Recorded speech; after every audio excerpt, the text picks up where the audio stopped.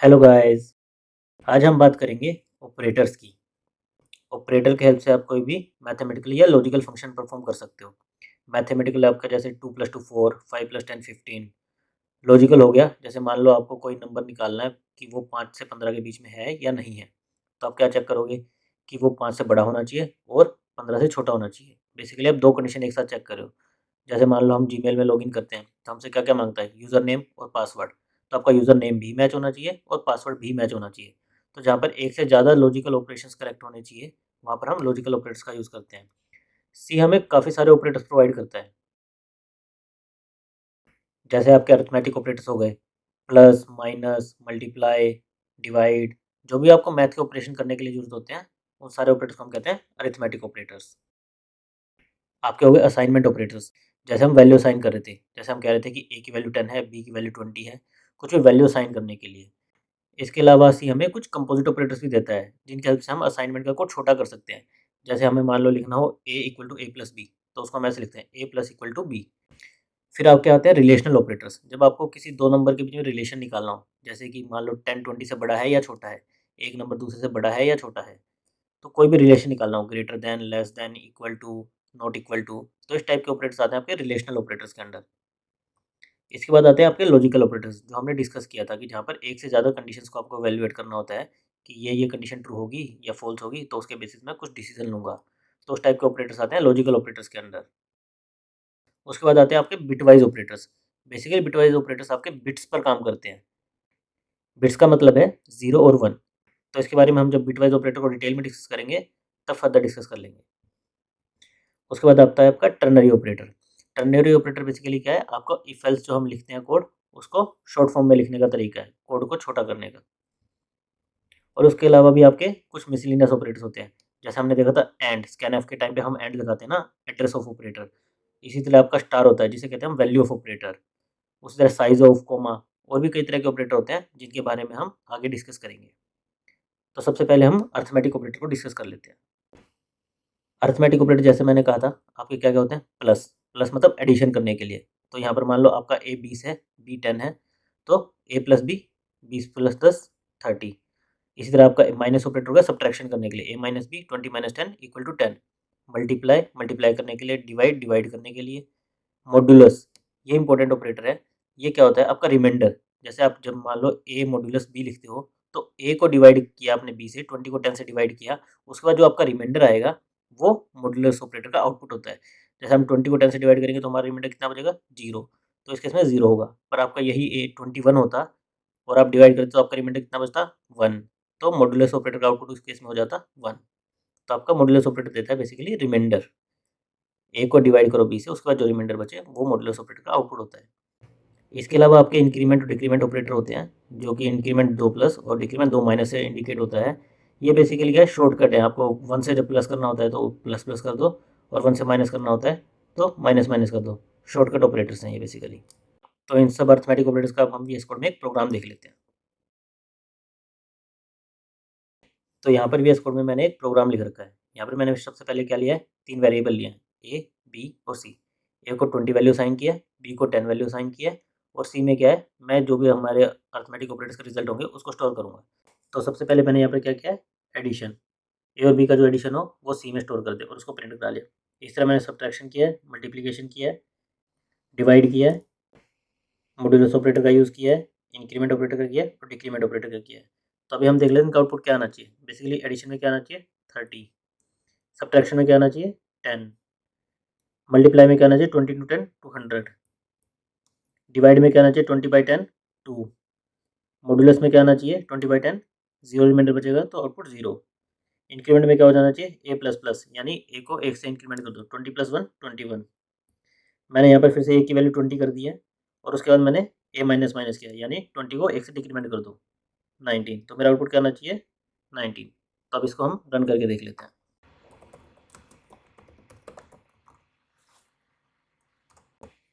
तो मेरा आउटपुट क्या आया, a + b 30, a - b 10, a × b 200, a by b 2, a mod b 0, a plus plus 21, a minus minus 19 as expected. तो ये थे हमारे अरिथमेटिक ऑपरेटर्स। अब हम बात कर लेते हैं असाइनमेंट ऑपरेटर्स की।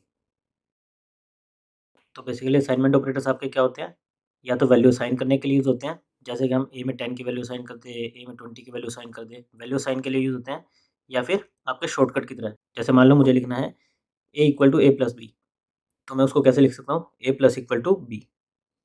तो यहाँ पर हमें क्या-क्या है, जो भी हमारे अरिथमेटिक ऑपरेटर्स है ना, plus, minus, multiply, divide, modulus, उन सब के साथ असाइनमेंट ऑपरेटर का हम यूज़ कर सकते हैं। बेसिकली इक्वल टू केवल सिंगल इक्वल टू लिखेंगे, तो वैल्यू असाइनमेंट के लिए यूज़ होगा। अगर उसको कंपोजिट वे में लिखेंगे, जैसे प्लस इक्वल टू, तो वो क्या है, same A equal to A plus B. Minus equal to लिखेंगे, तो A equal to A minus B. इसी तरह जो भी आपके अरिथमेटिक ऑपरेटर्स हैं, आप उनको शॉर्टकट में इस तरह से लिख सकते हैं। तो इसका भी हम प्रोग्राम देख लेते हैं वीएस कोड में। यहाँ पर मैंने क्या किया है, 2 नंबर्स लिए हैं, A equal to 20, B equal to 10 और एक सी जिसमें मैं रिजल्ट स्टोर करूँगा।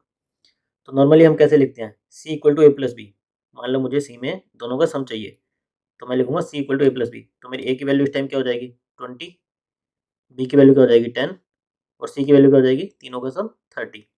अगर इसी चीज़ को मैं लिखता हूँ A plus equal to B, तो इसका मतलब मेरा क्या हुआ, A equal to A plus B. तो सबसे पहले क्या होगा, ए प्लस बी यानी 20 प्लस 30, इन दोनों का सम होगा 30 और वो वैल्यू किस में साइन हो जाएगी, ए।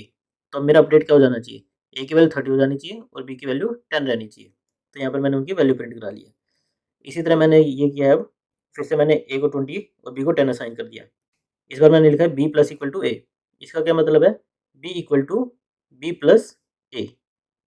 ठीक है, तो इस बार मेरा क्या होगा, पहले बी प्लस ए यानी 10 प्लस 20 30 होगा और वो वैल्यू किस में साइन हो जाएगी, बी में। तो मेरी अपडेटेड वैल्यूज अब क्या होनी चाहिए, ए की वैल्यू होनी चाहिए 20 और बी की वैल्यू होनी चाहिए 30। यही मैंने प्रिंट करा लिया। इसको भी रन करके देख लेते हैं।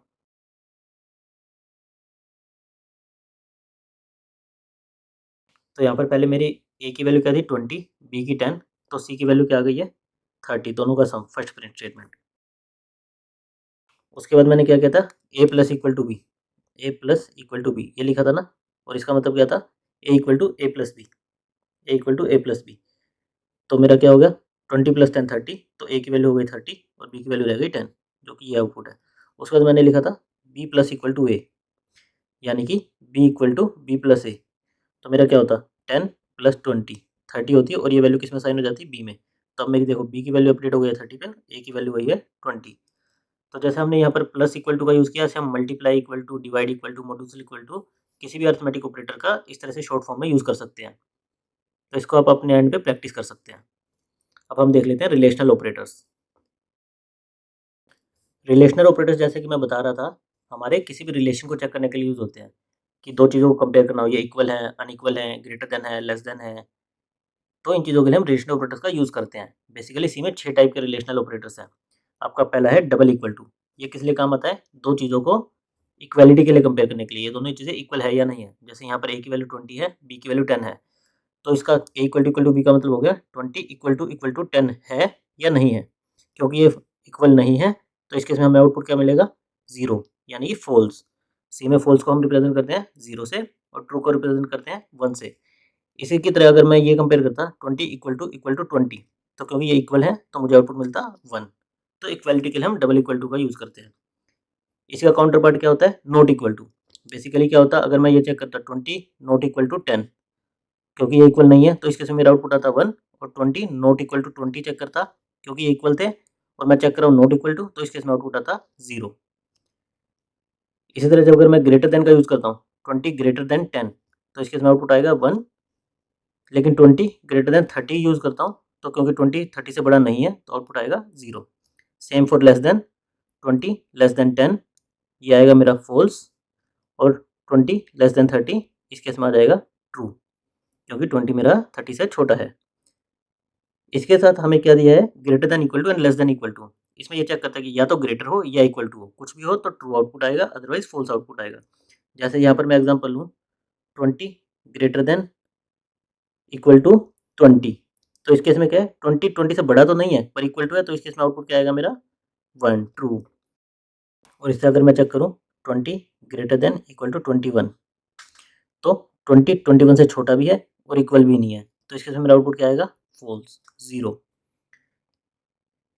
पर यही चीज़ अगर मैं यहाँ पर ग्रेटर देन के साथ करता, जैसे 20 ग्रेटर देन 20, तो इस केस में क्योंकि ये ग्रेटर नहीं है तो मेरा आउटपुट क्या आता 0 फॉल्स। तो यही फ़र्क है ग्रेटर देन और ग्रेटर देन इक्वल टू में। सेम केस है आपका लेस देन और लेस देन इक्वल टू में। जैसे अगर मैं चेक करूँ 20 लेस देन इक्वल टू 20, तो इस केस में मेरा आउटपुट क्या आएगा? ट्रू। और यही मैं चेक करूँ 20 लेस देन इक्वल टू 19, 20 19 से छोटा या इक्वल है? नहीं, फॉल्स है, तो 0। या मैं चेक करूँ 20 लेस देन इक्वल टू 21, तो इस केस में भी मेरा क्या आएगा? क्योंकि ये इससे छोटा है तो ट्रू। तो इसका भी हम वीएस कोड में एक प्रोग्राम देख लेते हैं। यहाँ पर भी मैंने क्या लिया है? 3 वेरिएबल लिए हैं, ए, बी और सी, और उनको कुछ इनिशियल वैल्यू असाइन कर दिया, जैसे ए को 20, बी को 10, सी को 20। और यहाँ पर मैंने क्या लिया है? हर एक ऑपरेटर का एक एग्जांपल लिया है, equal to, not equal to, greater greater than equal to, less than equal to, सबका एक एक एग्जांपल लिया है। ठीक है? तो सबसे पहले मैं चेक कर रहा हूँ कि ए और बी इक्वल है या नहीं है, फिर ए और बी नॉट इक्वल है, ए ग्रेटर देन है सी से, ए ग्रेटर देन इक्वल टू है, ए लेस देन है, ए लेस देन सी है। पहले इसको हम रन कर लेते हैं, फिर देखते हैं आउटपुट क्या आ रहा है। तो यहाँ पर हमारा आउटपुट आया है 20 इक्वल टू इक्वल 10, क्योंकि ये इक्वल नहीं है तो हमारा आउटपुट क्या आ गया? 0। इस तरह जब मैंने चेक किया 20 नॉट इक्वल टू 10, तो ये ट्रू है, तो हमारा आउटपुट आया 1। 20 ग्रेटर देन 20, 20 20 से ग्रेटर नहीं है तो आउटपुट आया 0। बट मैंने जब चेक किया 20 ग्रेटर देन इक्वल टू 20, तो ये ग्रेटर तो नहीं है बट इक्वल टू है, इसीलिए 1। कोई भी एक कंडीशन ट्रू होनी चाहिए। 20 less than 10 false, 20 less than equal to 20 true. तो ये था हमारे रिलेशनल ऑपरेटर्स, जिनका हम यूज़ करते हैं रिलेशंस को चेक करने के लिए कि वो ग्रेटर है, इक्वल टू है, नॉट इक्वल टू है, एक्सेट्रा एक्सेट्रा। इसके बाद हमारे रह जाते हैं logical operators, bitwise operators, ternary operators and कुछ मिसलेनियस ऑपरेटर्स। तो इनको हम नेक्स्ट वीडियो में डिस्कस करेंगे। Thank you guys.